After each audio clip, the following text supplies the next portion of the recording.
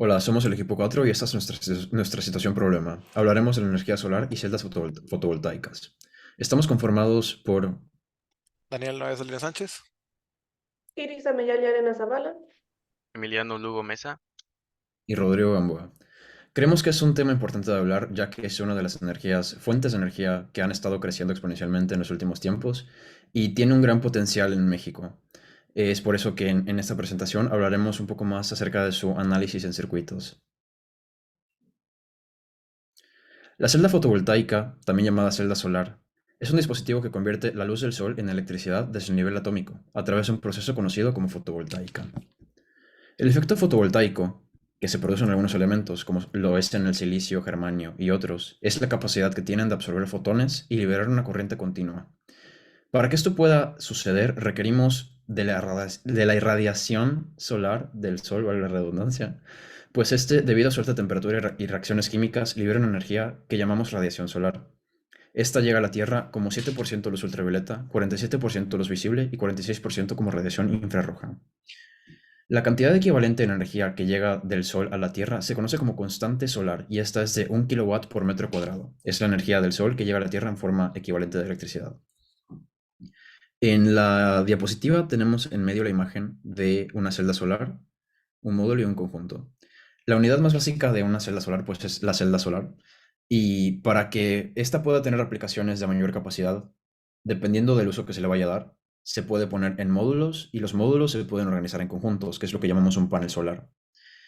Todos pueden ser utilizados por su propia cuenta, pero también pueden arreglarse celdas o módulos en serie o en paralelo, dependiendo de la necesidad que se tenga, ya que pues, se puede aumentar el voltaje y la corriente y jugar con eso en el arreglo. En la izquierda tenemos una foto de lo que es un panel solar compuesto de varios módulos y celdas, como ya mencioné.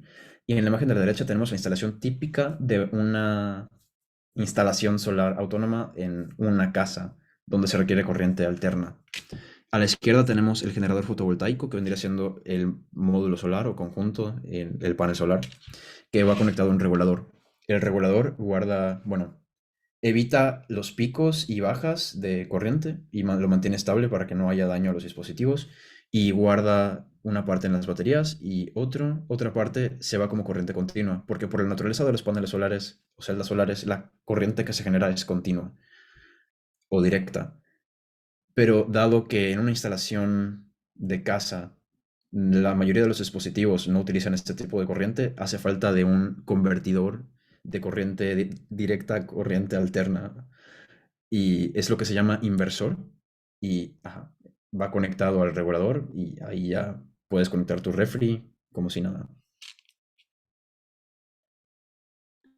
Y pues bueno, platicando ya un poco más de el modelo, como tal de una celda específicamente, pues bueno, esta puede ser representada con un modelo simple, un circuito equivalente sencillo. En este caso, nosotros decidimos basarnos en un modelo que está compuesto por una fuente de corriente dependiente de voltaje en paralelo a un diodo. Esto básicamente para indicar, pues bueno, la fuente dependiente de corriente, pues caracteriza la corriente que se genera a través del módulo en base a, pues ahora sí que el voltaje, que en este caso, como bien mencionó mi compañero Rodrigo, pues ahora sí que la energía de la radiación solar viene en watts, entonces el modelo utiliza eso, bueno, esa relación y a través de ciertas transformaciones las pone como voltaje y la fuente de corriente depende de ese voltaje de radiación solar, ¿no? Entonces aquí en este caso son 1000 volts, lo que correspondería a 1000 watts sobre metro cuadrado, como mencionó mi compañero, ¿no? Y el diodo, adicionalmente que se pone en el modelo, pues es para pues que el circuito tenga un comportamiento más acercado a lo que es la realidad. Existen muchos efectos, como por ejemplo, pues que se calienta el módulo, la recombinación eléctrica, el breakdown y ese tipo de cosas. Entonces, para que no sea solo una fuente ideal que depende del voltaje bueno, generado por la radiación solar, pues también se añade ese diodo en la simulación. Veremos los efectos del diodo en las simulaciones posteriores, como pues, con la caída, ¿no? Y la curva de corriente que se genera después. Y bueno, ya para dejar en claro, pues en las siguientes simulaciones que vamos a estar poniendo, este circuito equivalente que tenemos está incluido, ahora sí que dentro, como caja negra, por así decirlo, en este dibujo que está acá, de este lado, ¿no? Entonces podemos ver aquí que esta fuente llamada VRAD es lo que representaría la radiación del Sol y esta corriente, bueno, esta fuente de voltaje, perdón, llamada V-Bias representaría nuestra carga en el sistema, ¿no? Es lo que vamos a hacer variar para hacer el análisis de las magnitudes que explicaremos de manera posterior. Bueno, antes de pasar con la explicación de cada una de las simulaciones que realizamos, es bueno mencionar algunos conceptos que se necesitan para poder interpretar de buena manera las gráficas. El primero de estos conceptos es el punto de máxima potencia, el cual, como su nombre lo indica, es el punto de mayor eficiencia de una celda fotovoltaica, es decir, el punto en el que más hace conversión de energía solar a energía eléctrica. Para encontrar el punto de máxima potencia es bastante sencillo, ya que la forma en la que se mide es fijándose en la curva IB, que es la curva de corriente voltaje, y también la curva PV, que es la curva de potencia voltaje. Ahora, ¿qué nos quieren decir estas curvas características? Bueno, pues la primera de ellas, la que mencioné, la curva de corriente voltaje, es la que muestra la relación entre la corriente y el voltaje de salida de la celda solar. La segunda que mencioné, que es potencia voltaje, es la curva que muestra cómo la potencia se comporta con respecto a cómo cambia el voltaje. Entonces, ahora sí vamos a pasar con la explicación de las simulaciones. Y bueno, esta es la primera de ellas, que es el módulo fotovoltaico como tal, que vienen siendo 6 celdas fotovoltaicas en serie. Como solo es un módulo fotovoltaico, vemos que pues la corriente es 0.1 o 100 miliamperes. Y pues la suma de todas las celdas es la multiplicación de 0.595 por 6 y eso da un valor de 3.57 volts en total. Pasando a la siguiente. Bueno, antes de pasar, cabe destacar que ese valor de 3.57, bueno, que es obtenido a través de la multiplicación, es porque el voltaje de salida de todo el módulo en general es la suma de los voltajes de circuito abierto de cada uno de las celdas solares.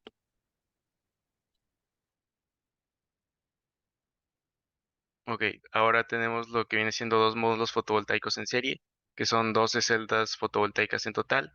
Y aquí el primer cambio que podemos ver en la gráfica es que ya no son 3.57 volts, sino que eso se multiplica por 2 al ser la suma de ahora pues los dos módulos, es decir, 3.57 más 3.57. Sin embargo, lo que no cambia es la corriente, que se mantiene lineal en 0.1 miliamperes, ya que pues en serie no se suma la corriente.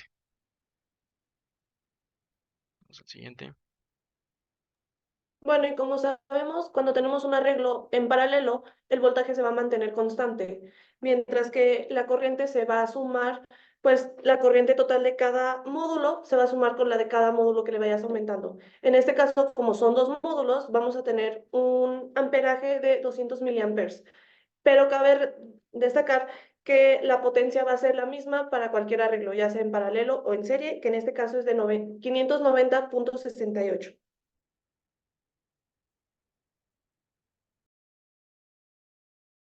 Aquí también podemos ver que tenemos una simulación de... em, sí, aquí, perdón. En este slide podemos también ver que tenemos una simulación de cómo afecta la sombra a uno de los módulos. En este caso tenemos el mismo arreglo de los módulos conectados en serie, como podemos ver en el voltaje del circuito abierto de todo el panel en conjunto. Pero podemos observar que, bueno, estamos simulando la condición de sombra, haciendo que la radiancia que le llega al módulo de la derecha sea de 700 volts en este caso. Entonces, pues podemos notar que la potencia máxima que alcanza el módulo ya no son 600 miliamperes, bueno, miliwatts, perdón, son alrededor de 440. Y también la corriente pues es disminuida, ¿no? Entonces podemos observar que pues la sombra afecta negativamente el desempeño de nuestro panel solar en general.